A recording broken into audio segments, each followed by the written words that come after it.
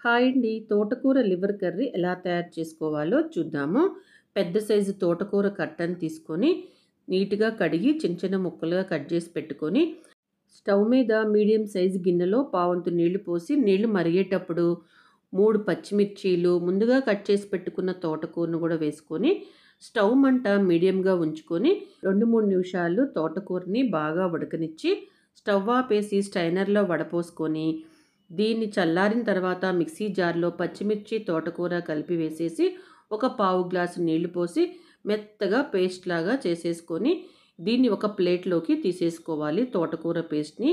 ఈ పేస్ట్‌లో పావు స్పూన్ పసుపు, ఒక హాఫ్ స్పూన్ సాల్టు, ఒక స్పూనున్నర కార్న్ ఫ్లోరు, ఒక 4 స్పూన్ల శనగపిండి వేసేసుకోవాలండి. ఒక హాఫ్ స్పూన్ అల్లం వెల్లుల్లి paste, half spoon garam masala వేసి తోటకూర పేస్ట్‌లో బాగా కలిసేలాగా బాగా కలుపుకొని పక్కన పెట్టేసుకోవాలి దీన్ని. ఈ విధంగా అన్నీ బాగా కలిసేలాగా కలుపుకొని, ఇక్కడ నేను కేక్ వండే గిన్నె తీసుకున్నానండి. ఇది లేకపోతే మామూలు గిన్నెలో అయినా సరే, కొంచెం తెల్ల గిన్నె, మందపాటి గిన్నెలో బటర్ పేపర్ వేసి దానిపైన ఇలా ఆయిల్ పూసి రెడీ చేసుకున్న తోటకూర పేస్ట్‌ని వేసేసి, ఇలా అంతా సమానంగా స్ప్రెడ్ అయ్యేలాగా నొక్కోవాలండి.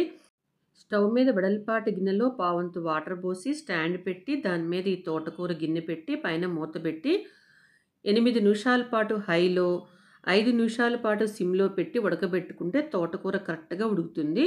ఇది ఉడికేలోపు మనం ఉల్లిపాయలు, పచ్చిమిర్చి, బఠానీ అన్నీ కట్ చేసి రెడీ పెట్టుకొని, మిక్సీ జార్‌లో గ్రేవీ కోసము హాఫ్ స్పూన్ జీలకర్ర, హాఫ్ స్పూన్ ధనియాలు, మసాలా దినుసులు, స్పూన్ పల్లీలు వేయించినవి, స్పూన్ నువ్వులు వేసి పేస్ట్ చేసి పక్కన పెట్టుకోండి. ఈలోపు మనకి తోటకూర చక్కగా ఉడికిపోతుంది. దీన్ని ఒక ప్లేట్‌లో బోర్లేసేసి అడుగునున్న బటర్ పేపర్‌ని తీసేసేయాలి. బటర్ పేపర్ తీసేసి చల్లారిపోయిన తర్వాత చాక్‌తో డైమండ్ షేప్‌లో అయినా లేక చిన్న చిన్న ముక్కలుగా అయినా మన ఇష్టం వచ్చిన షేప్‌లో కట్ చేసుకోవచ్చు. ఈ ఉడికిన తోటకూరని. ఇలా కట్ చేసుకున్న తోటకూరని ఒక ప్లేట్‌లో పెట్టేసి, ఇప్పుడు స్టవ్ మీద బాండీలో 5, 6 స్పూన్ల నూనె వేసుకొని, ఈ కట్ చేసుకున్న తోటకూరని నూనె హీటెక్కిన తర్వాత అన్ని ముక్కలు వేసి, స్టవ్ మంట సిమ్‌లో పెట్టేసి, 2 వైపులా తిప్పుకుంటా ఒక 2, 3 నిమిషాలు కలర్ మారే వరకు వేయించుకోవాలి.